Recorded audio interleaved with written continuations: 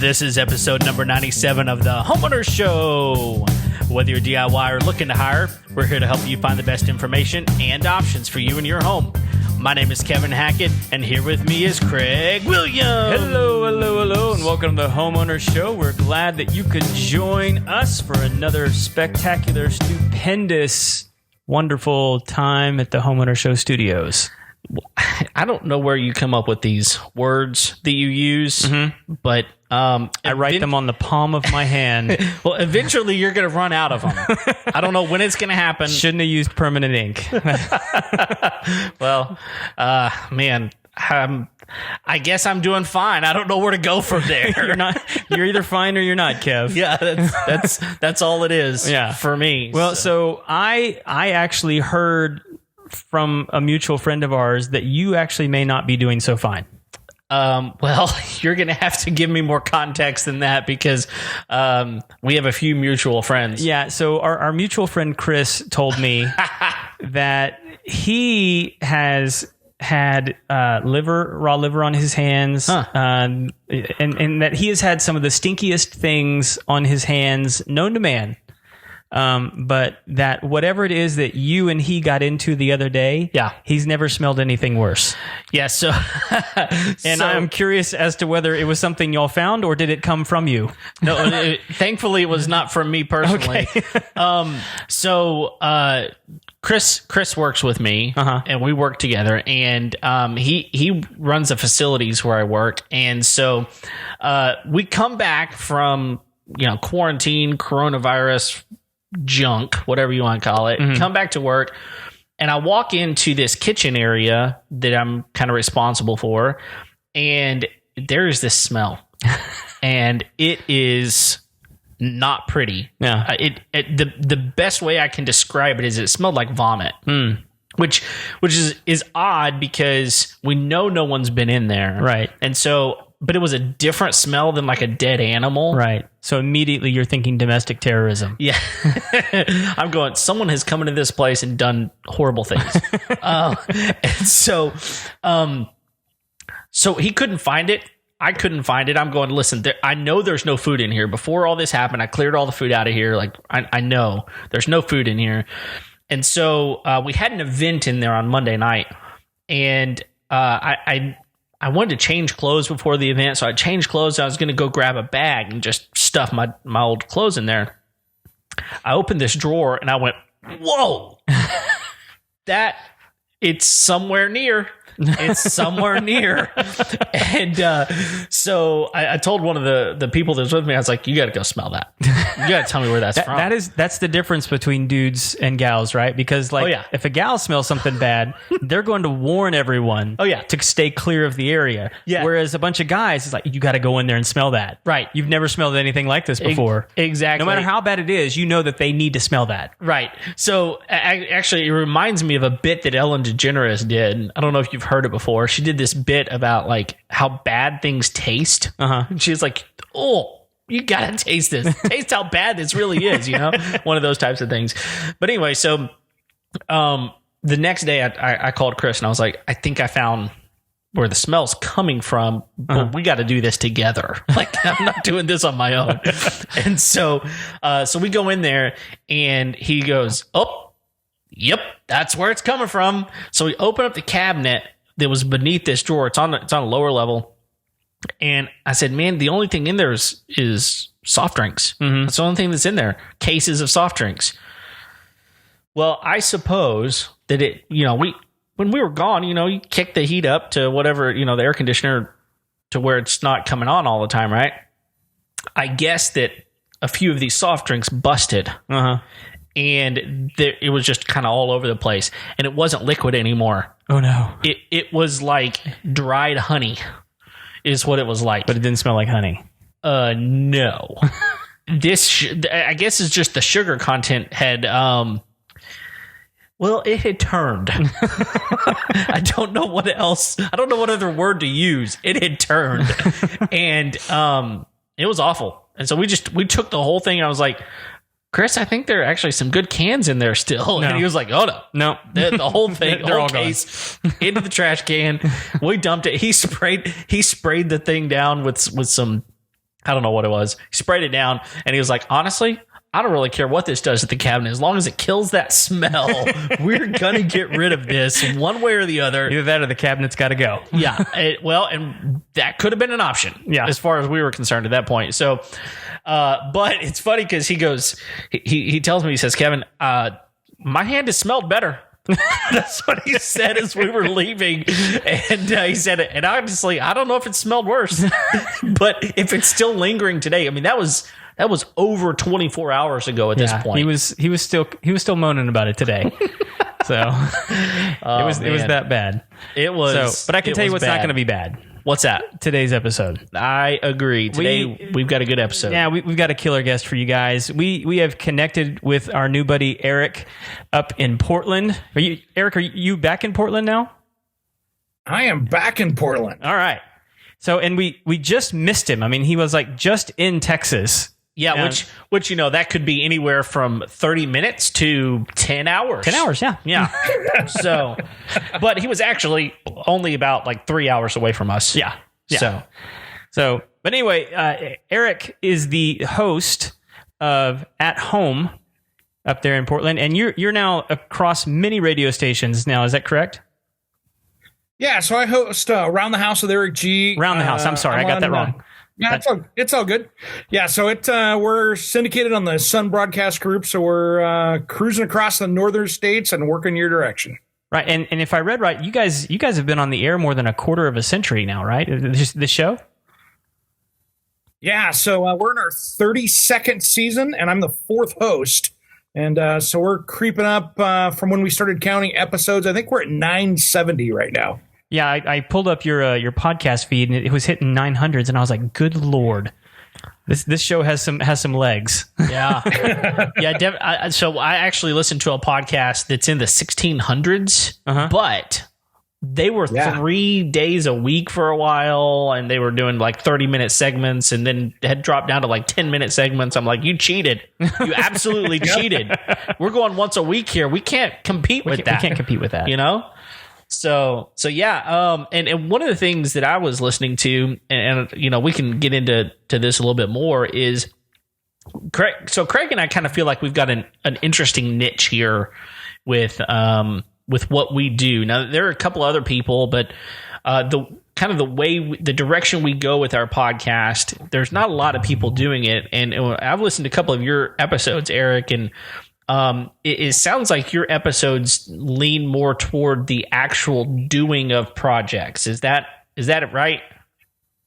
Yeah, we get off the reservation sometimes, but yeah, we definitely are kind of the do-it-yourself, but we've got a lot of contractors that follow us as well. So we've got an interesting mix, and I'll throw some weird stuff in just to make the show go sideways sometimes to make it interesting. Nice. Are you talking like Coke cans in a cabinet sideways, or no? That's not just sideways. That's on the floor, like laid out prostrate. Is what that is. Yeah, that's what I call hobo power as far as the smell. So. Yes, definitely. Intentionally trying to deter outsiders. That's yeah. No, sure. we like my craziest show probably is where we had the paranormal alien Bigfoot style host Clyde Lewis on. We talked 2 hours about haunted houses. Oh, that's awesome. Wow. Yeah, that was probably our craziest one, and we're trying to book him again right now because we're at least on the same network, and he lives here in Portland as well. So we're going to do another haunted house one, and that was it was like I was trying to bull ride for the first time and just stay on for 7 seconds. It was crazy. Well, I mean, let's just be honest. There's some weird stuff out there. Yeah, there's some weird stuff out there, and I don't know how to explain it. When his wife called in and said that I could talk to the dead, and I had no idea that I could, that's when I just kind of went, okay, this is getting crazy. Wait, that you could talk to the dead? Yeah. I could telekinetically talk to the dead, and I was like, wow, there's a first right there. Yeah, wow. Skill you didn't even know you had or needed.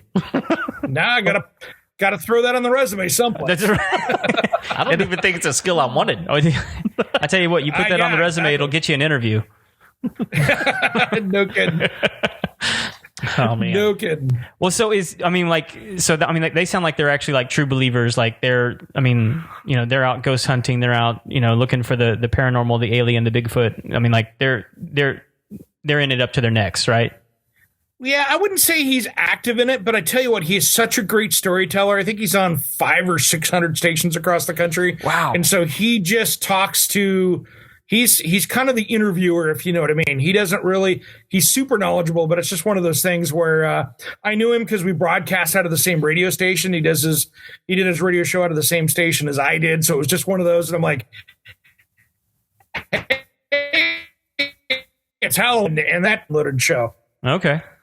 So I mean, I think I lost you there just for a second. Kind of doing a show similar to like what Art Bell used to do. Is that? Yeah, he kind of stole that from Art Bell probably 4 or 5 years ago. Okay, and was actually beating Art Bell. So yeah, it's the same late night Art Bell-ish kind of stuff. So nice. Yeah. Well, have you seen that? That Unsolved Mysteries is back on Netflix. I mean, I know this is a little bit different here, but Unsolved Mysteries has made a comeback they've got like 5 or 6 episodes out right now. Really? On Netflix. I am stoked for that because that's awesome. Yeah. Yes. Is that just is that like a murder mystery kind of a deal, or is it like just conspiracies and things like that? Are you serious right now? I'm dead serious. Oh my goodness. You need to remember, man, like I don't watch TV. Yeah, but I mean, you were 9 once, weren't you? Yeah, okay. And they didn't let me watch TV then either. Oh, okay. So even I'm shocked. You're kind of showing our age here a little bit, but so Unsolved Mysteries was these and there were all kinds of stuff, but they were these unsolved cases. Okay. That Unsolved Mysteries would go in and almost, they wouldn't necessarily open them up, but they would go and they would interview people and they would talk to people. And a lot of times there were like UFO sightings types of things, but a lot of it, was around, so-and-so was found dead and they never figured out who it was or anything like that. Like, there's a place actually, just outside of the college that I went to in Abilene, Texas, that is called Anson, Texas. They've got what they call the Anson Lights. Oh yeah, I've heard of those. This kind of paranormal type of thing as well. And Unsolved Mysteries actually did something with them, but it never wound up airing. So it's that kind of stuff. We have 2 places in Texas that does that. We got the Anson and then the Marfa. Yeah. Exactly. So anyway, crazy. Well, I guarantee that's not the majority of what Eric talks to his guests about. Promise you. So I guess something I'm curious about is just kind of tell me a little bit about what it is that you do and kind of give us some background into you a little bit. Yeah, it's funny. I started out going to a trade school in high school doing radio TV production, and then started doing radio and realized that I was going to starve to death. In 1991, I could make $2 more an hour at McDonald's than I could do in radio and drive time. So I got out of it, got into interior design and started designing and running remodeling companies and things like that. And then I started getting back and made it all work. Oh, okay. Well, so you said you've been, how long have you been hosting this show then? The Around the House? So I started to go 10 years, and then I turned around and took over about 4 years ago. And it was the Around the House with Handyman Bob and Eric G. And then about 4.5 years ago, it changed to Around the House with Eric G. And now I own the show, and we made some significant changes. We kind of had a older listening audience because Handyman Bob, who's still a good friend, was in his 70s. And so we kind of had that age of that, if you know what I mean. And now we've kind of made it a lot more hipper and a lot more fun and do a lot more stuff. Yeah, it seems like you guys are doing like lots of videos and product reviews and different things like that now as well. Yeah, absolutely. Trying to do more of that. And we're going to start doing some more live videos and stuff with the show and just finishing up building the set here behind me. So we'll have a one-stop shop for shooting videos and, of course, doing the weekly radio shows / podcast. Awesome. Yeah, it's really nice to have a kind of a place that's yours that you can you can do your own thing out of. Craig and I are fortunate enough that he's got a place here at his in his condo area, house, land, barn, dominium, the compound, the compound, whatever it is that he lives on here. That we've been slowly working towards making our own, and it's been nice to have a place. It really makes a difference for sure. Yeah, it does.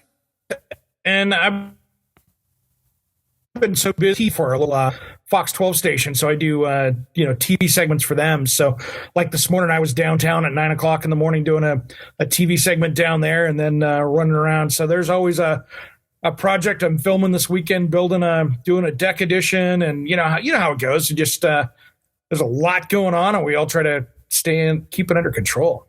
Well, and so you're doing these TV segments for this Fox station. Do you have like a regular crew that goes in and does these projects with you and for you?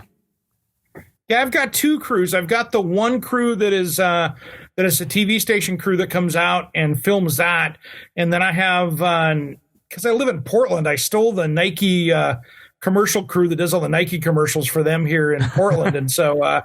They're my video crew as well. So like when I did those Greenworks power tools, I've got a super high-end pro team that helps me do my higher-end videos. Otherwise, I'm just doing, like everybody else, and doing cell phone quality, decent stuff that way. Yeah, which, to be quite honest, some of the cell phone quality stuff out there is pretty good. It really is. It is. It is. My crew showed up for the first time when I was doing these Greenworks video, and the guy showed up with $100,000 worth of camera gear, and I'm like, that's better than my my little cell phone here. Yeah, I would guess heavier too.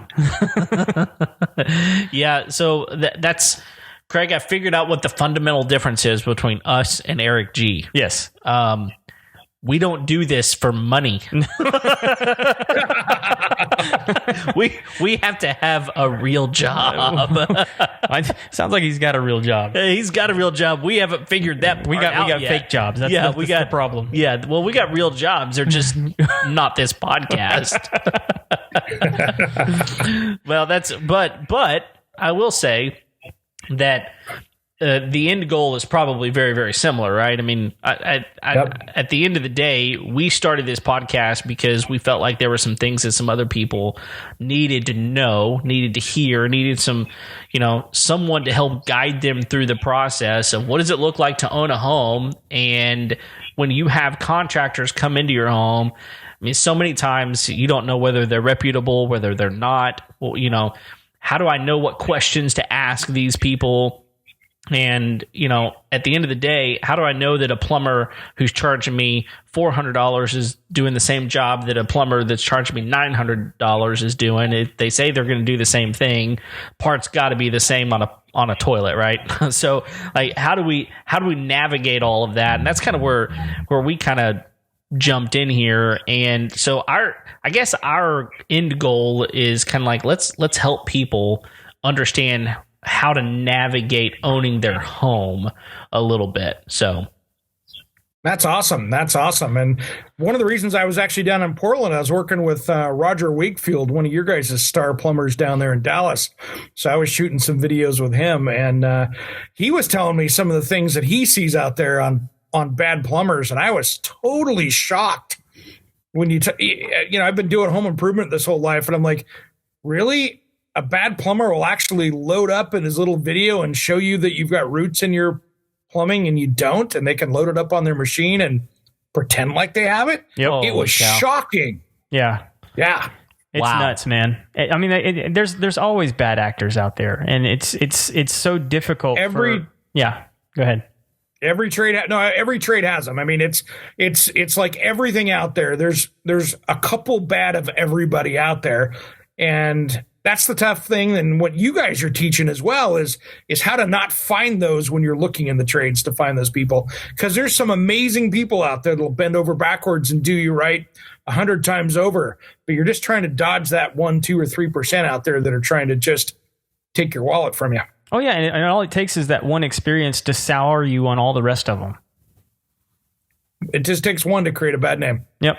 So yeah, and that's, I guess that's the really hard part is how do you know what you're getting? And it's really hard to know, which is why I think the DIY movement is maybe as big as it is, because it's like, listen, with YouTube, I feel like I can do just about anything, because I can hone in. Like, for example, if I want to do something on my vehicle, I can hone in on the exact make, model, year, body trim, down to the minute detail, because somebody on YouTube has put up a video, shown me how to do it. And I think that's why people are looking around going, listen, I think I can do this, which actually is one of the reasons I think your show, Eric, is so valuable, because you're actually helping them figure out how to do these things, correct?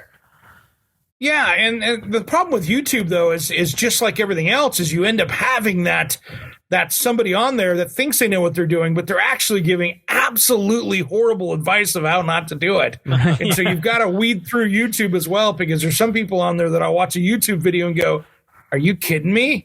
That's not the way to do that. Right. Yeah. And you can find the very same video the next click down doing the very same job, and they're doing it completely different. So you really do have to weed through. And I guess that's part of the worst part of YouTube, is trying to figure out what's good and what's not. So yeah, there's some really bad things, and there's some things where it's like, okay, I'm doing this really simple project, but where it starts to come off the rails is where you see people trying to do like tile showers and things like that, and you're like, oh no, that's wrong. Oh no, that's wrong. Oh no, that's wrong. Yeah.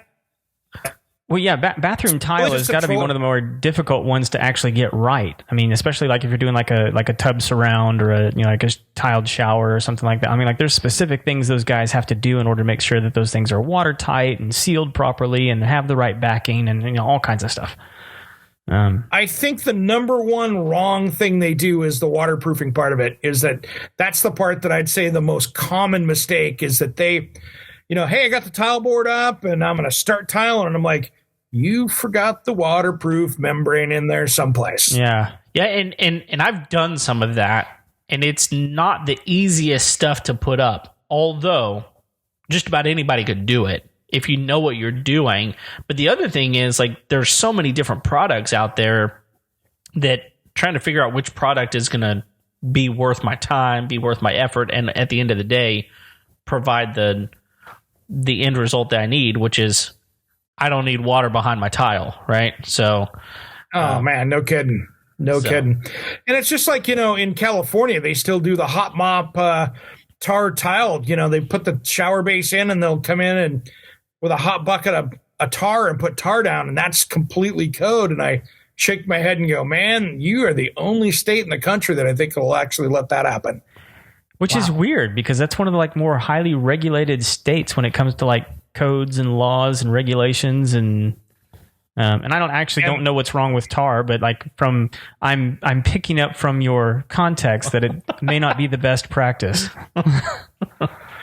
Well, I mean, it's sure not as durable and withstanding as like a Wetty or Sluter or any one of those other waterproof systems that are really good, because especially in an area that might have some seismic activity, I want something that's going to hold up well. Tar doesn't last forever. Look at your road out there, but it's just one of those things that, it's an old school way of doing it, but there's things that I just shake my head at and go, come on, guys, let's get into the 21st century with it at least. I wonder if they feel like they would just be like, looking down upon their tar pits or something like that.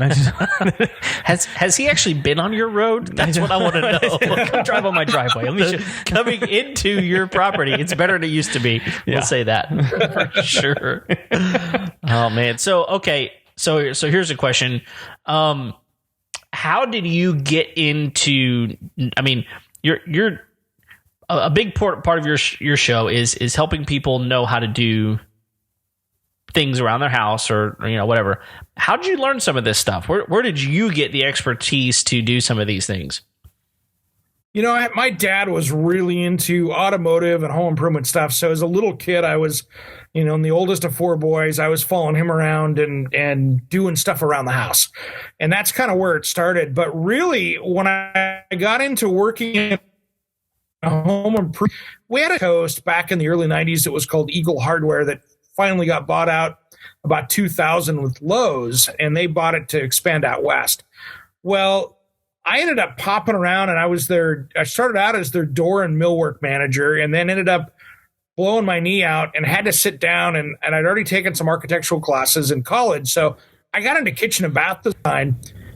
And then I started going around and learning all the other departments, and I didn't know as much about flooring. The one thing that was cool about that chain is they hired retired pros to work in the department. So I went over and would start teaching homeowner classes with a guy that was 40 years in the flooring industry. And when you work with that guy side by side for a year, you kind of get the nuts and bolts of what's going on. And then I started doing it on my own projects, and it expanded out. It was electrical or plumbing.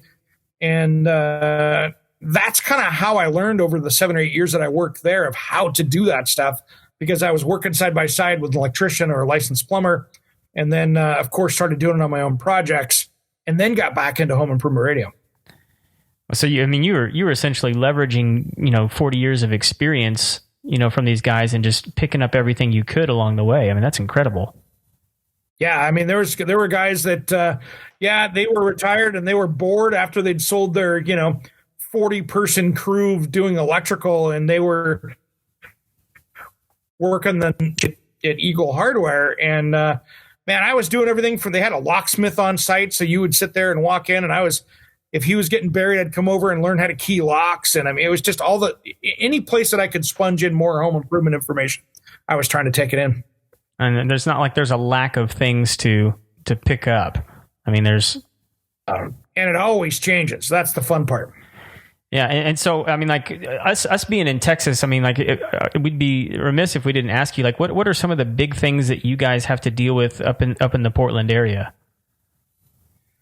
Water intrusion is probably one of the biggest ones because we get a fair amount of rain up here. So we've got everything, so that high performance building stuff is pretty big about putting in the membranes and all those things about the right way to install a window.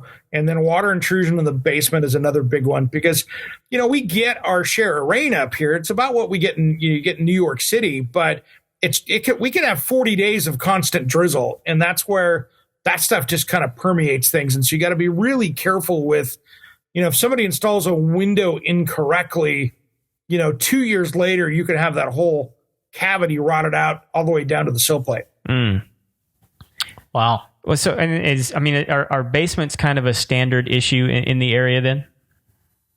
Basements and crawl spaces, we kind of have a mixture of those. So you kind of get into those homes that were in the 20s and 30s and 40s had all basements.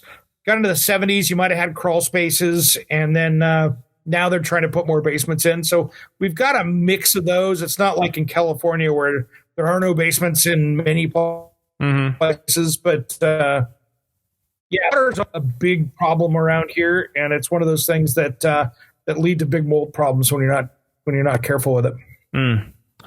Mold is no good. Yeah. So I'm, as I'm sitting here thinking, one of the things that we've not done a ton of, we've talked about, here we are, episode 97, and we've mentioned having repeat guests from time to time. So one of the questions that I've got for you is, do you have repeat people on your show that you're like, man, that's kind of my go-to person for this, and we wind up getting them back on the show multiple times? Absolutely I do. I've got in the summertime, I've got my lawn, garden, and landscape expert that comes on maybe monthly, and he's based up in Seattle, which is 3.5 hours or so from here. And he's 40-year landscape architect and owns a landscape maintenance company. So he's my outdoor garden person. I've got Carolyn Blazowski, who's America's healthy home expert. So I bring her on to talk about healthy homes and all those things. And so, I've got Roger Wakefield out of Dallas, Texas, who's a a big plumber. So I've got my people that I bring in. Even though I know a lot about them, I love the experiences of these other people to bring that into the conversation, because they've got some, when you're in a specialty trade like that, they've got some amazing stories that I love to capture. I mean, I've even got a firefighter that's been New York City for 34 years as a lieutenant, and I bring him on talking fire safety. He's on quarterly now. So It'll be a lot of fun. Okay, well, yeah, and so I think that I think that's one of the things that is really great about doing things this way is we've got one person, Haley, that we've had on multiple times, but I mean, as far as getting other people back in, we're just still kind of we're making our rounds still. Well, I mean, we're making our rounds in the Pacific Northwest because she's in Seattle. That's true. There we go. That's true. Yep. There we go. Which, by the way, if you ever need somebody to talk about home lending, you need to bring her on. She's an awesome guest. So. Oh, sounds good. I'd love to be connected there. It's funny. I had my firefighter on a few weeks ago, and it was one of those podcasts where I walked away and went, man, I've been in this industry for 30 years and I hadn't thought about that. And what he brought up was, you think of manufactured trusses that go on the roof of a house, right? Those little metal plates that hold the truss together. Yeah. In my show, he goes, yeah, when you're a firefighter, you realize those hold the trusses together for about 7 minutes in a fire. And then those metal plates curl off and fall off, and then the trusses collapse. Oh, geez. And I went, whoa. Hadn't thought of that. Is that just because the fire gets so hot that it kind of pulls those metal trusses away? Well, you think about those pressed in plates. They've got all those little teeth. They're only in there maybe 1/4 to 3/8 of an inch. Yeah. They got hot. They curl up. The outside of the wood comes. He goes, man, if you just put 2 or 3 screws in that, we could save a lot of firefighters' lives. And I went, hadn't thought of that. Oh, my gosh. Wow. Huh. Yeah, that's the kind of stuff that I'm like, you need to be listening to these podcasts, because there's something you're going to learn that that's a really simple thing to do, right? I mean, it's not a big deal, but doing it is really important. So I was literally sitting here in my garage looking up my trusses going, whoa, hadn't thought of that, and I love those moments, and we all have moments like that where I'm like, wow, I'm blown away. That was amazing. That is amazing. I mean, that actually sounds like something that's worthwhile to lobby construction companies about and materials companies about. Be like, hey, right? We don't. I mean, and I think it'd be an easy sell to the customer. Like, look, this truss is a little bit more expensive on building your house, but if it was a fire, it would actually save a fireman's life because you spent 2 cents to put a screw in it. I mean, well, think about it. I mean, how much more is it going to cost? I mean, okay, so you've got, each one of those plates, you put in 2 or 3, structural screws in that. As they're putting the truss together, bam, bam, bam, bam. You've got maybe 2 minutes on the whole truss to put the brackets on there. Yeah. Wouldn't be that much to put a couple screws in it. And now, and then he said, and the other thing that kind of added to that, he goes, then you put solar panels on it and it makes it worse. And I'm like, because they're heavy. Yeah. So it was one of those moments I'm like, wow, okay. That's amazing. Yeah. Well, wow. I tell you, Eric, I saw one. I was at one today, actually, that we've been working on for over a year. And we were dealing with it because termites had eaten basically this entire home from the inside. And we were looking at it initially, and we were seeing some of the structural trusses in the ceiling because they'd opened the ceiling up because there was moisture. It looked like what was moisture damage, but it was actually just termites that were sagging the roof. And wow. As we opened it up, we're like, how is this even staying together? Like there's nothing holding this together. It's literally just pine shavings and just bits of wood. And as we pulled it, we were just, the construction crew came through and was pulling it apart, and come to find out it had all been built around these steel I-beams. And whoever had constructed this house had the forethought to put in I-beams as a structural foundation for this entire home. And so there's actually I think there was 3 or 4 I-beams in this residential home, holding the whole thing up. Wow. And so they were able to just to rip all the wood out and nothing fell because everything was, resting on those I-beams. It's one of the craziest things I've ever seen. I've never seen a house built like that. Wild. Yeah. That's awesome that they did. Save the house. Well, see, that brings me back. I want a Mueller home. You want a metal home. I want a metal home, and I was hook, line, and sinker when we had our Mueller guy on, because those metal buildings, they can withstand things that, typical, brick and mortar type of homes they just can't withstand the same amounts of wear and tear, Yeah. Eric, have you guys can they take that Texas hail? That's my question. Well, so actually, yeah, I mean, it's pretty interesting because, they use metal roofs and metal siding and all of that kind of stuff. And, I think our roofer friends would tell you that stuff's way better for hail and those types of things than at least that's what they've told us. Yeah, that's what they've said. And who can trust Justin? Well, of course, the more expensive one can handle the hail. Yeah, exactly. Yep. The most expensive product we have will withstand anything. Yeah. Right. Yeah. But no, you bring up a good point for sure. So, well, have you guys had any of the strange home trends hitting the area over there? Oh, we've got a lot of strange home trends. Which ones are you talking about? Because there's a lot of crazy ones out there. I mean, the tiny home is big here for sure right now, and also the barn conversion is big, or the barn dominium. Well, my sister is getting ready to build a container home. Yeah, which I think are super cool. Yeah, definitely. They've bought the land. They're ready to go. They just got to. We have a lot of office complexes around here that are using containers to build their shared office spaces. Yeah. So there's just a couple. I kind of like.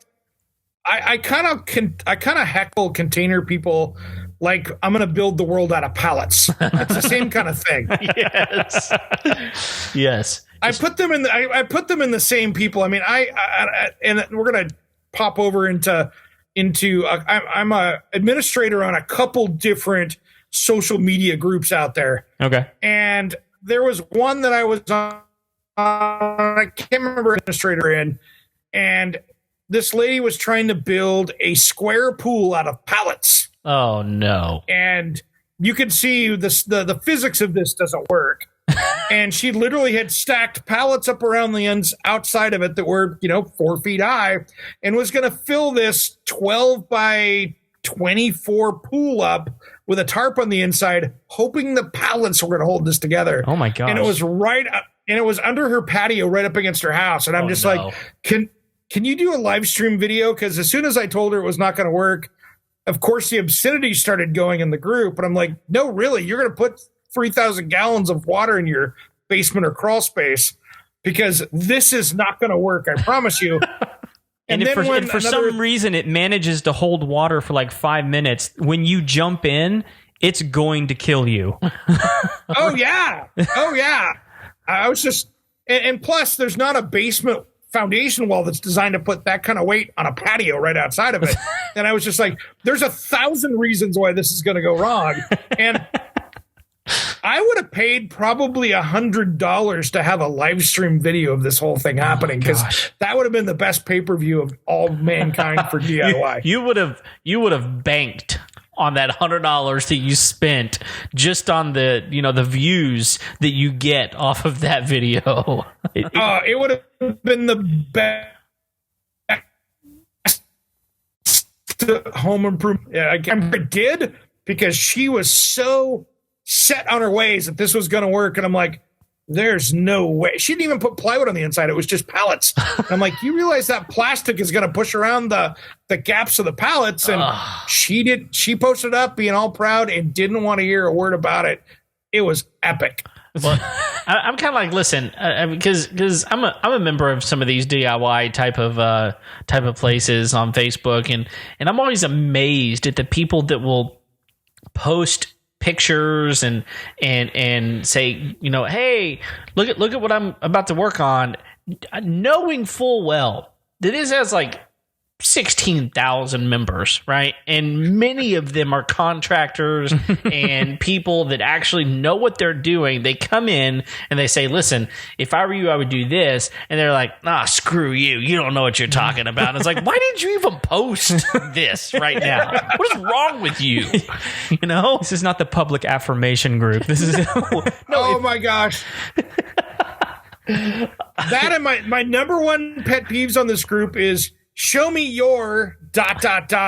Show me your, white painted walls in your powder room, or show me your garage doors. Or I'm like, what is this, Pinterest? Yeah. Yeah, absolutely. Which I'm glad you bring that up, because that episode that you did about asking better questions is one of the reasons I reached out to you. I thought what you had to say about that was just so spot on. If you want to kind of chime in here and let our audience kind of know, you were putting it out there like, here's a good way to ask better questions on some of these DIY groups. Oh, and I feel bad for people, because there's so many people that just frankly don't know. I'm not beating up on them, because we've all been to that situation once where we're in a situation that we have no idea, we're well over our skis. But man, some of these people, I'm like, there was a guy today that I actually posted on his thing, and I went, you have to be trolling, right? And it was that bad. I mean, he was on there and it looked like somebody had tried to build a waterproofing membrane out of fiberglass. And they were trying to fiberglass. But he took the picture and actually said that he was using Vaseline as a membrane and was going to tile over the top of it. And I'm like, you're trolling, man. Sorry. And other people were like, well, you got to put Red Guard on first. I'm like, come on, guys.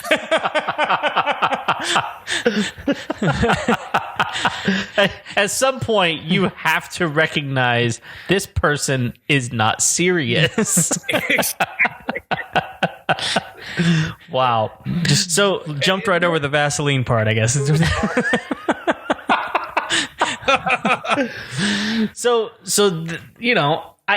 of the questions that we encourage our listeners to ask is like, when you have someone come to your house, like, ask good questions, and good questions are going to render you good answers. So be smart about what you're asking. So let's say, for example, that I want to put new countertops in my kitchen, and I want to post something on the internet, on one of these DIY, even professional Facebook groups.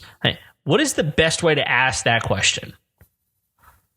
Well, first of all, my advice before they even got into that would be to find out how old are these cabinets, because if you're taking 20-year-old cabinets and you're going to go ahead and put new countertops on them and they're quartz, stone, whatever else, it's like taking your 1982 BMW that's got 300,000 miles and putting a paint job on it. Is this really the smartest idea for your house? Yeah. Because what happens is those cabinets are well past their prime. So you want to kind of make sure that you're not going to do the cabinets down the road because you're throwing the countertops away. But the best advice I could give people is take a lot of pictures, know kind of the direction you want to go with it. As far as, am I going to do tile or laminate or quartz or granite on the questions? But you have to know that as you post that up, you're going to have some people, they're going to kind of troll you. There's going to be the know-it-alls. There's going to be the people that give you bad advice. So you have to kind of weed through that stuff to find the real answers of whatever that question is. All right, so I've got kind of a snooty question from your response. Are people still doing tile countertops? Yeah, because it's a cost-effective solution, and they want to use like 12 by 24s. I'm still seeing people do it out there as a DIY project, because what happens is people go out and look and say, wow, my granite or quartz or any one of the slab style countertops are still $3,000, $4,000, $5,000, $10,000 pretty quickly out there. Yeah. And they want to do it as a DIY project. That's not a DIY project. No. So now they look at it and go, well, all I can afford to do is myself. So I have laminate and I have tile. Well, I hate laminate. I'm going tile. And that or butcher block or pallets or BS B-board, B-board.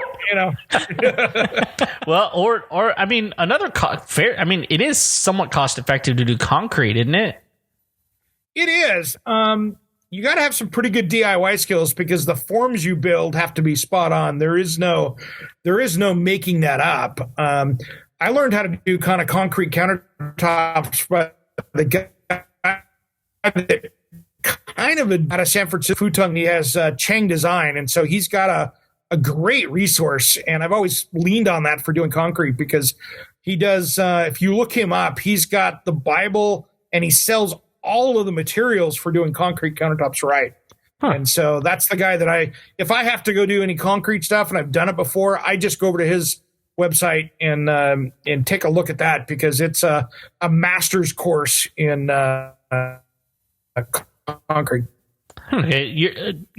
So you cut out on us there right as you said his name. So I want everyone to hear his name. So tell me his name again. Yeah, that is Futong Chang Design out of San Francisco. Okay. All right. Yeah, and I think that's one of the things that is also really important to tell these people is like there's so much information out there, and when you dig deep enough, you're going to find someone who is an expert, who is willing to not only give you the expert advice that you need, but help you do it and probably not charge you all that much to do it if you're willing to take the time to find those people and figure it out. And so that's a great resource for sure. Yeah, that information is out there. And as I just did a show here recently about how, if you're taking on that massive remodeling program you're doing here, sometimes hiring that designer can actually save you money versus trying to do it yourself and having to do things 2 or 3 times because you picked the wrong color or did it wrong. Yeah, having to do it over and over and over again. Yeah, definitely. Yeah. Well, and in talking about finding the right people, one of the other episodes I know that you did recently was talking about the lack of availability of workers in the trades. Absolutely. And how we're kind of suffering by not having the right amount of people. And I think today there was a really good jobs report that came out that we added a bunch of new jobs, but I mean, like you were sharing some numbers on your show recently about how we're lacking in people that can actually do these quality jobs. What were some of those numbers that your show was revealing, and how is that affecting how people can take care of their homes? Yeah, it's amazing. I was actually doing an interview this morning for TV that'll air next week with a company. It's a nonprofit called Constructing Hope. So they actually take people that were formerly incarcerated and people that were homeless, and they get them into the trades. And so they're trying to fill that trades need. So that was kind of my interview that I was doing earlier on TV today. But what's crazy out there is for every, for 100 electricians out there that are retiring, we're only replacing those 70 pace for electricians. So we're losing every year. We're getting 30% behind just in replacing those, not counting growing. Right. So there's literally millions of jobs across the country out there that are available. 70% of all contractors can't find the right people to fill a position right now. Wow. Well, Craig, you're dealing with that in your own business, right? You've got a new guy and he's doing great, but like finding good people is very difficult. It's extremely difficult to find good people. And for our business, like I don't even want guys that have any training. I want guys with zero training. Like I'm perfectly happy with zero training because I want to train them. Yeah. But they don't have to get rid of their bad habits, right? Right. That's my whole thing is I don't want any other company's bad habits. But like what I hear Eric saying is like, if you have any sort of like entrepreneurial spirit, like you could jump into one of these trades and start a plumbing business, start an electrician's business. And even if you're not the best, if you're just like honest and willing to do a good job, you can probably make a run at it. Yeah. Yeah. I know electricians here in Portland that are giving $10,000 signing bonuses to move to Portland to be an electrician. Oh my gosh. Wow. That's how bad it is out there. Wow. It's crazy. Well, so a question I've got for you. I have my own theory, and I don't know that it's right. It's just my own theory. What do you attribute that to? That just a lack of people that are in those trades? This is where I get on my soapbox. This is my bring it. It's the big business of college education. College. 4-year colleges have gone into high schools across the country and middle schools and that 6th through 12th grade, and they have taken out auto shop, welding, woodworking, all of the trades classes to put in more college prep classes because they don't want people going into the trades. They want people to go get a 4-year education in humanities so they can go work as a barista at Starbucks.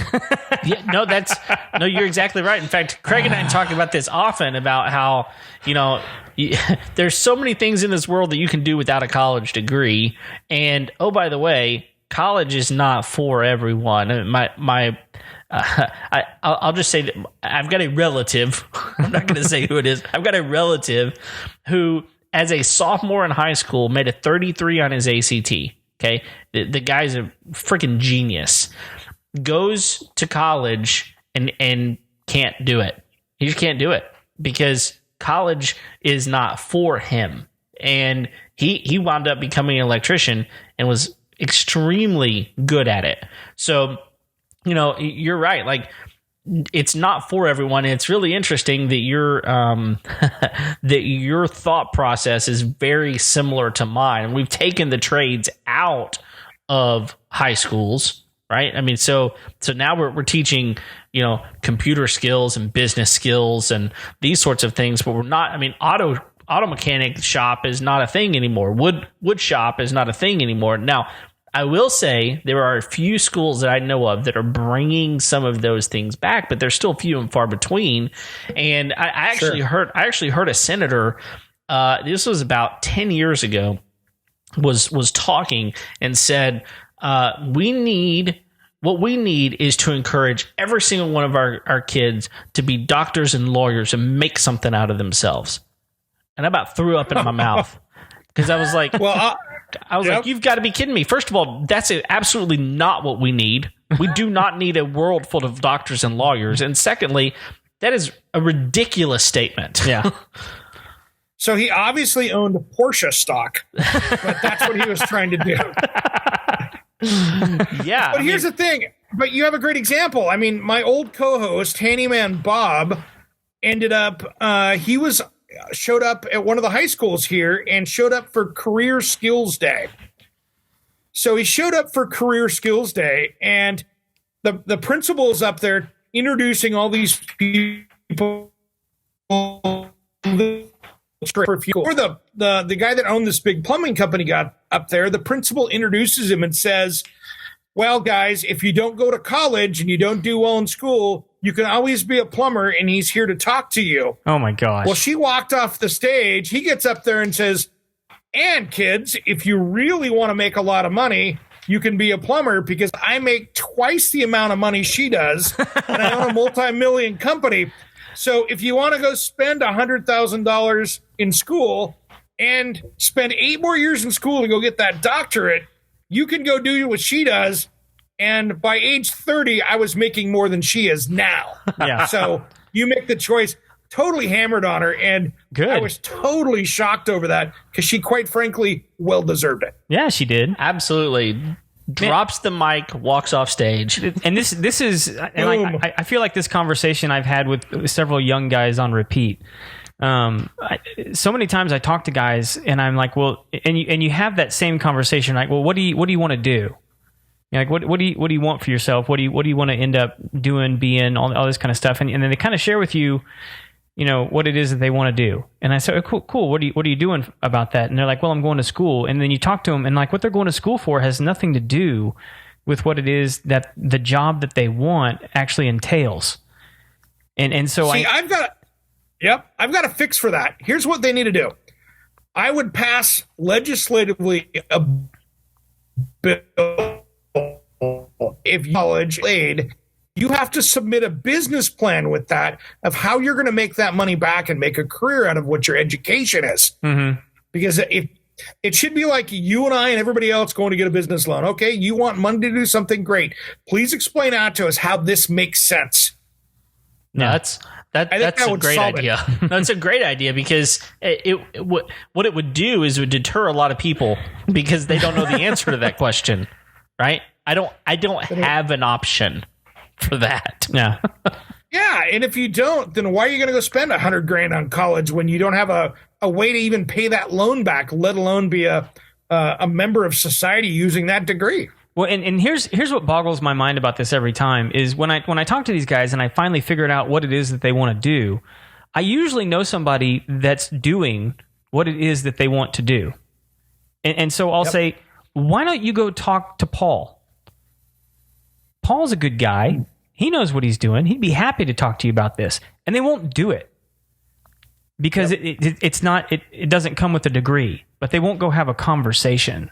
And it's just this weird thing that we have where it's like the actual thing that you want, you've convinced yourself that it's not as easy to go get as it actually is when it's like it's 10 feet away and it's a guy or a gal that's willing to have a cup of coffee with you. Yep. Definitely. That has 3 degrees in guy's got 3 degrees in computer engineering and he mixes paint for a living. And I just don't understand it. Yeah. Yeah, I mean, there's a lot of money to be wasted on school when I tell people all the time, 90% of the places that you are going to get a job at is going to teach you how to do that job, even in fields that you have a degree that qualifies you for that job. In fact, you had to have a qualifying degree to even get an interview in that place. They're still going to bring you in, teach you their way to do it and how to do it. And if you don't, they're going to fire you. Right. Mm-hmm. So, you have options here. It just depends on what you're going to do with your options. No question. No question. All right, Eric, I'm gonna do a weird pivot on you here, but I know that you've reviewed several of the Ego products now. And I know Kevin's a huge fan of his Ego weed whacker that he's got. Is it a weed whacker or weed eater? What's the Well, I try not to use the word whacker as much as possible in sentences. Uh-huh. However, I would use weed eater. But they call it a trimmer. Right, is what they call it. Weed whacker it is. And actually, I'm going to go ahead and correct myself. It's not Ego. You actually review Greenworks products. Did I say that right? Yeah, you got it. I did Greenworks last year and this year. So okay. All right, good. Anyway, what I was going to ask you is I've started seeing so many battery powered tools and yard equipment and things like that, and I saw the other day that Ryobi has come out with a 0-turn battery powered mower. What? Have you seen this, Eric? I saw the Ryobi one. I actually sat on the Greenworks one that'll do 0-turn mower. It'll do 3.5 acres on a single charge. Oh my goodness. It's insane what they're coming out with. That and the thing about it is like what people don't understand, and this is a mindset that people have to really turn the corner on, is that the battery is more powerful than the gas. And it is unbelievable that that's the case, and people don't believe it. And until you hold that thing in your hand or you sit on that thing and ride it, you might not believe it. So have you actually done an actual review on that 0-turn yet? I haven't because it's so expensive and it's so commercial. I would love to, but I'm not sure they're going to go send me like a $30,000 mower. I don't know what that thing costs. Yeah, is that really what they're going for? I have no idea what it is. I bet you it's in the 20s. Really? I mean, it's a commercial. Like, I own a golf course. I want to have the green tool, but I'll be honest, the air hose, the power cord, and the gas engine is dead for power tools. Yeah. Mic drop. It's done. Yeah. I'm with you 100% because there is no way that the EPA is going to wind up getting involved here. I mean, like somewhere we're gonna have people that are going, listen, you cannot develop that any longer because we have other tools that will do it, and you don't have to have gas any longer. I mean, Milwaukee Tools has a power pack you can take to the job site now in their MX fuel line that you can take out. And I got to see that a little over a year ago, and I had to sign a non-disclosure on that. But you can literally take this thing out that's the size of a small generator, and you can run your job site off of it. And when it's done, you can throw another battery on it and continue. I mean, you can run your microwave, you can run the anything else off of this thing all day long. Yeah, Ego has one as well now, and you can put 4 7.5 amp hour 56 volt batteries on that thing. So yeah, it is a 3,000 watt generator. So I mean, yeah. and they've also got a power pack that like you wear like a vest, and you can just load up batteries on the back of that thing, and just you go. So the ways that they're making these things portable is just amazing. Yeah, I got to play with their breaker jackhammer last year, and it was amazing. I mean, this thing was the heaviest duty jackhammer that I've ever used on a project. It was battery powered, and I busted through 6-inch fiber reinforced concrete in about a second and a half. I broke off a huge chunk. And I had my badge, like when you go to a trade show, you have that badge hanging over it. Yeah. The video that I shot with that, it wasn't moving the badge.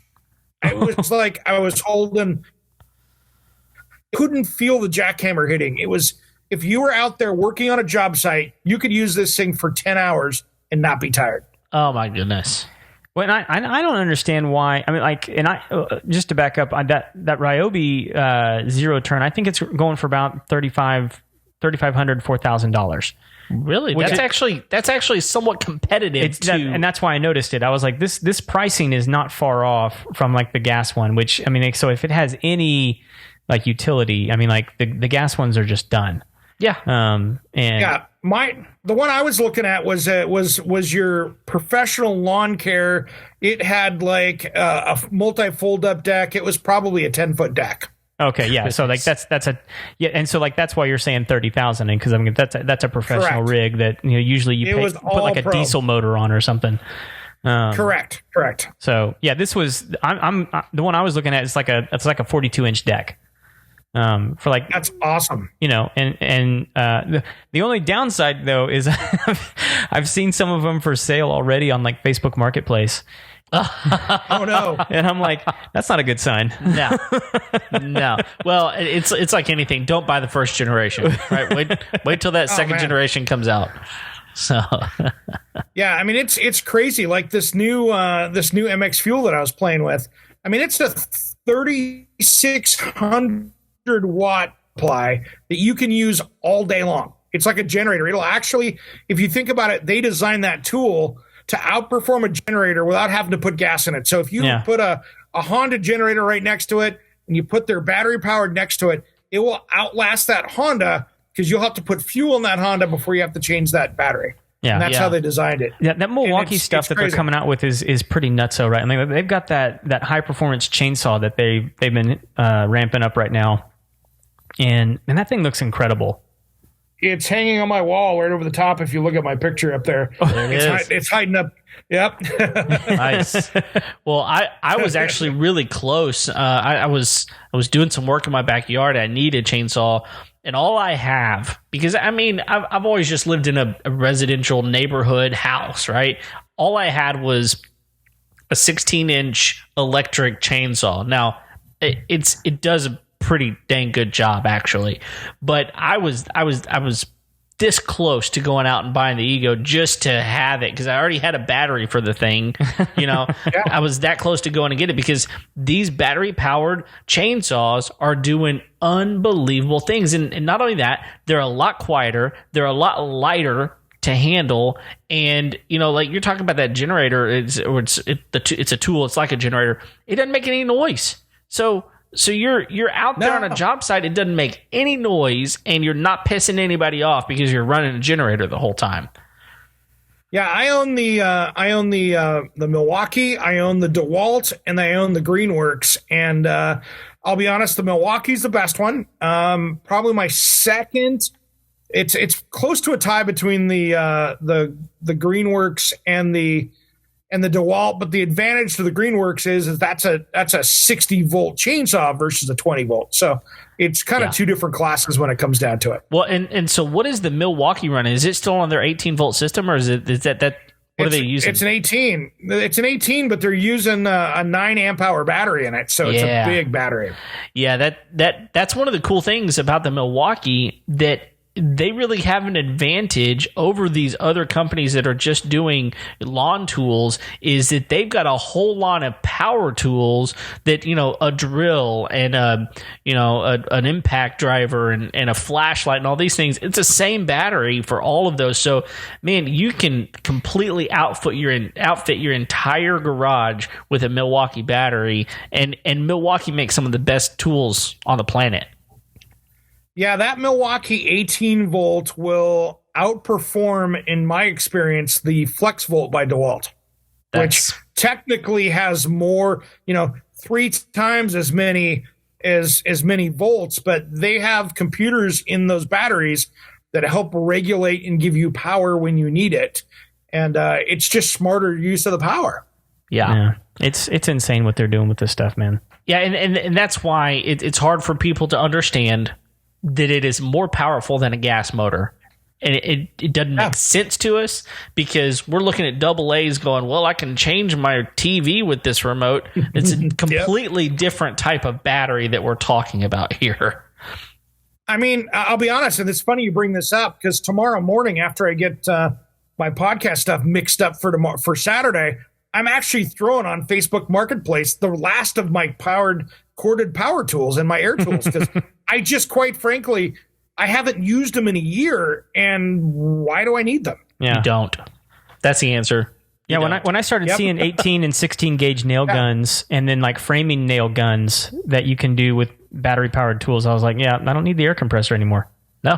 That new Milwaukee framing nailer is the best framing nailer out there right now, and it just came out like 2 weeks ago. Mm-hmm. I used the model of it, their test model, about a year ago when I was back at Milwaukee Tools, and I got to play with that.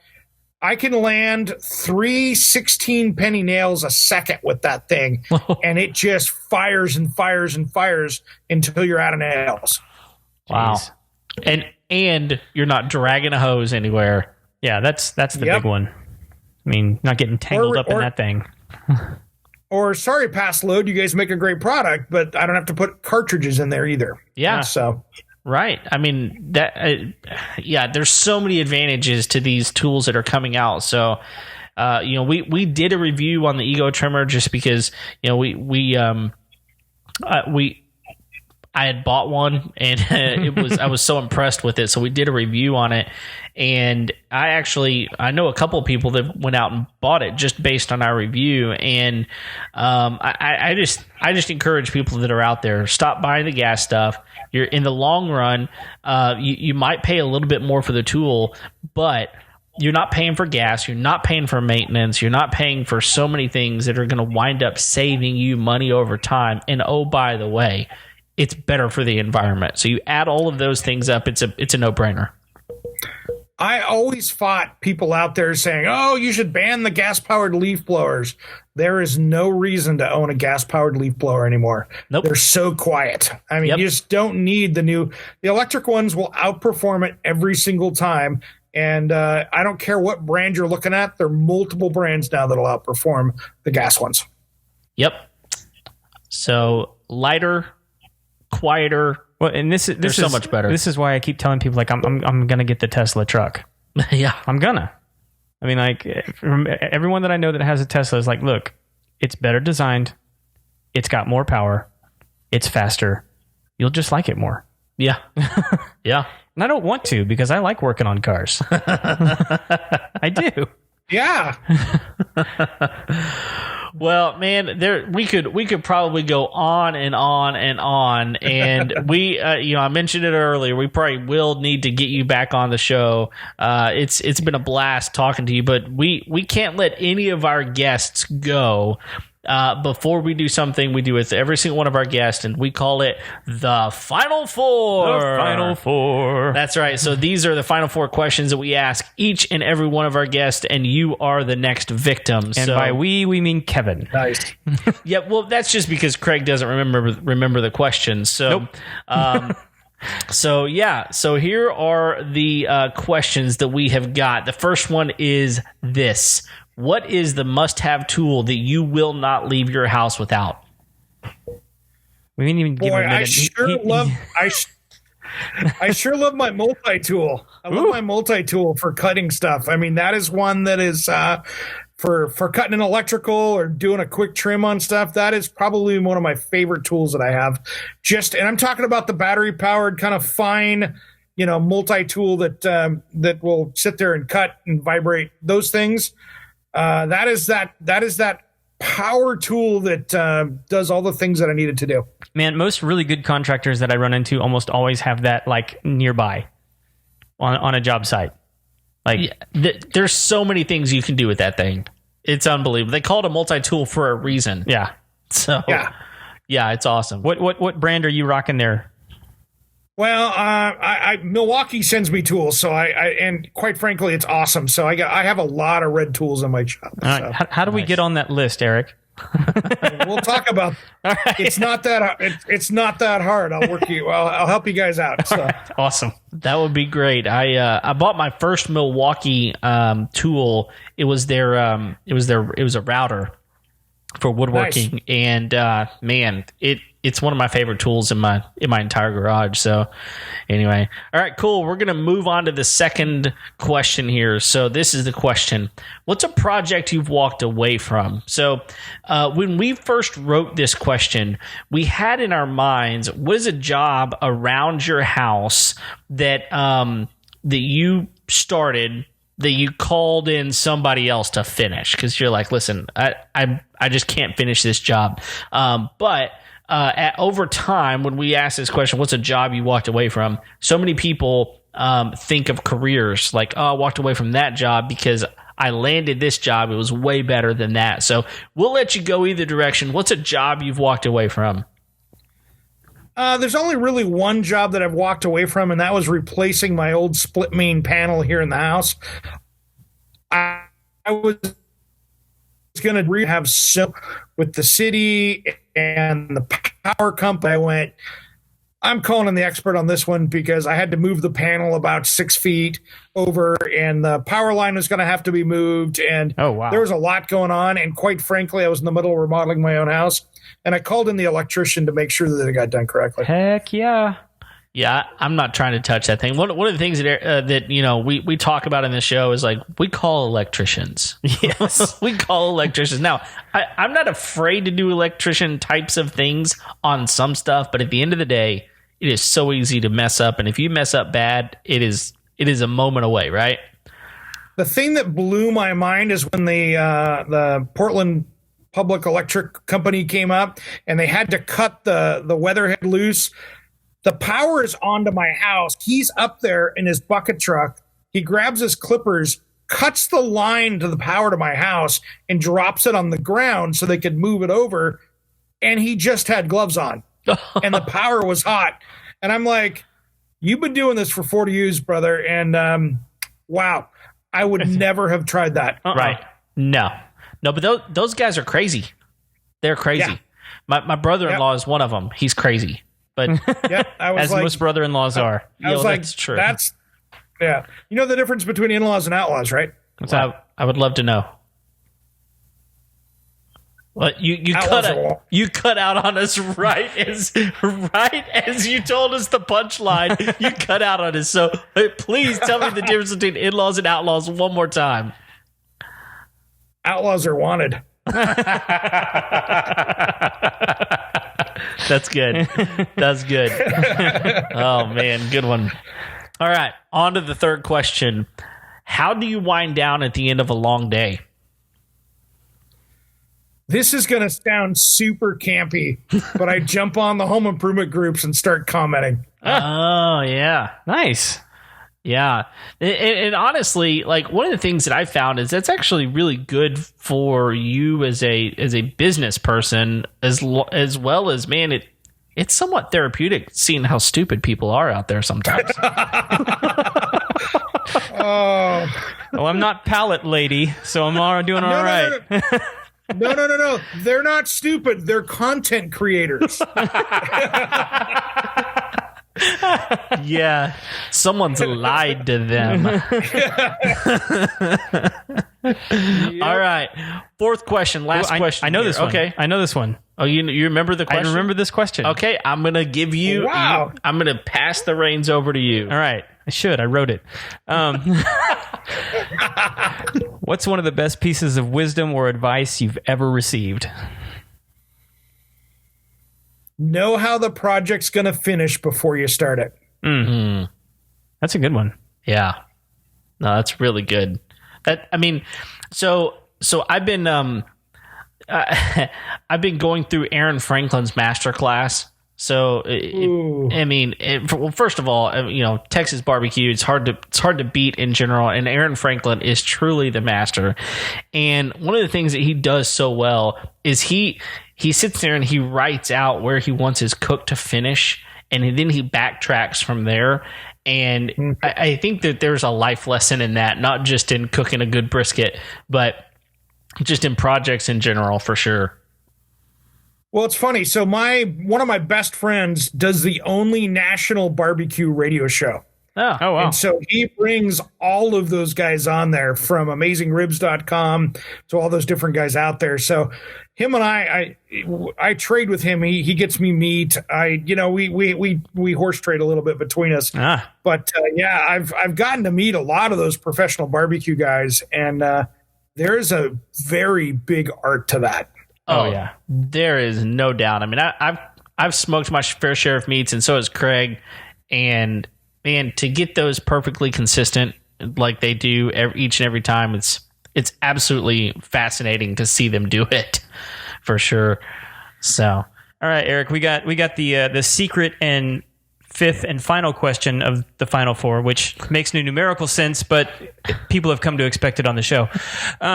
So the secret fifth question of the final four is, how do people find you if they want to get a hold of you? Man, it is easy. I'm all over social media as Around the House with Eric G. Or if you want to hit to my website, that is aroundthehouseonline.com. And that aroundthehouseonline.com has everything from the podcast to videos to even our crazy little online store with crazy. Awesome.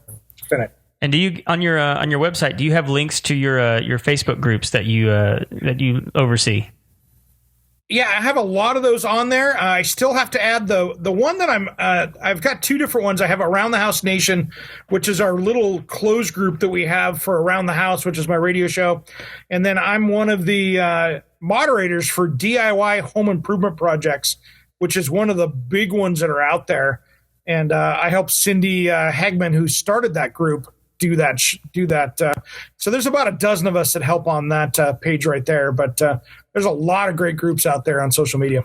Oh yeah. Yeah, that's actually one that I'm a member of, and I got on that one simply to start, just commenting on people's stuff, and because I'm not an expert in most of this stuff. Craig and I will tell you that up front. We're not an expert in a lot of this stuff. However, we've had enough people on the show that are experts, and I can speak intelligently about a lot of things where people are just putting out, one or two sentence, maybe one or two phrase responses. And I go in there and I'll write a paragraph about something, and all of a sudden I'm getting tons of likes. I'm getting people PMing me saying, "Hey, tell me more about that. You said something about a thermostat. Like, which one do you like it?" Like, I'm like, "Hey, by the way, we actually have a podcast where we reviewed it. I would encourage you to go listen to it." So, yep, absolutely. That's a great group, and that's the one I was talking about. It has like 16,000 members. Is that right? Something like that?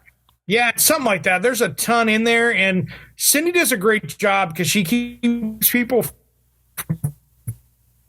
fighting and swearing. A G word in there, you're off the group. You're off the island, and it's a very, out of all of them, it's probably the most respectful group that I've seen. Nice.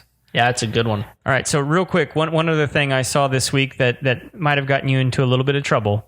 And, not that any of us are, prone to getting into trouble on the internet, but I saw you make a post about Whataburger, and you were letting the West Coast folks know that there is a significant difference between Whataburger and In-N-Out. Is that did I see that right? See, guys, I had your back on this one. all of my West Coast friends, I was getting ganged up on this week. But man, I love my In-N-Out, but Whataburger just crushes it on a couple different fronts. Oh man, yeah. The only thing, my only beef with Whataburger is I think they pay their employees by the minute because they are slow. True. However, yep, you get a good product. Yeah, it's worth it. Worth it. So I'll tell you how slow it is here with In-N-Out, because In-N-Out just opened a store up, the closest store to us, and there's only one in our metro area.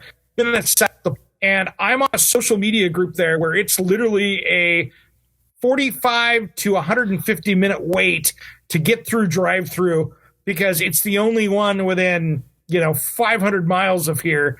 And if you want an In-N-Out burger, you're going to go stand in line for 2.5 hours and drive-through. Good Lord. No, I don't want an In-N-Out burger that much ever. No, like Chili's to go, please. Like, just give me. Oh, that was low. Whoa. any audience we may have garnered on the West Coast, they're gone. They're gone. No, I do love In-N-Out. We have a few. There's one, or I think there's just one. They just opened one here. Yeah, there's one in Katy, in the Houston area. There's a few up in Dallas. But I will tell you, they taste better on the West Coast than they do here. I don't know what it is. I don't know why. I don't know if it's the sourcing of food or what, but they taste better on the West Coast. I promise y'all. Here's the secret with In-N-Out. You have to order it animal style, so you have all the different stuff on it. But the fries they're kind of like a hand grenade. They last for about 4 minutes, and afterwards you throw them away. Yeah, that's true. No saving those. No. Nope. Yeah. If you're more than about 8 blocks away and you're still eating fries in your car, throw them out the window, man, because it's bird food at that point. It's over. It's over. It's over. That's good advice. That's good advice. You heard it here first on the Homeowner Show, y'all. Well, listen, man, it has been our pleasure. Thanks for hanging with us. We've had a couple of internet things happen here, but it's been an absolute pleasure. We would love to have you as a guest on a future show if you would be so willing. So let me know, great. brothers. All right.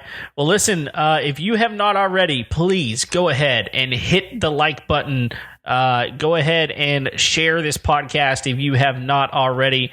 We are on YouTube, so yes, go and subscribe, hit the bell, leave us a review on iTunes. That would be fantastic. It would help us out a lot. But if you're here with us this long, man, y'all have stuck with us. We are almost at 100 episodes. Almost. Craig. We're just inching up to that line. So pretty excited. Homeowner Show Centennial. That's right. Yep. We're gonna do something special. Yeah. I don't know what it is yet. We don't have no idea. Yeah, no idea. We've got 3 episodes to figure it out. That's exactly right. But anyway, thank you. We're here every Tuesday. Thanks for hanging with us. Thanks for downloading today's show. And until next time, we'll see you later. See you.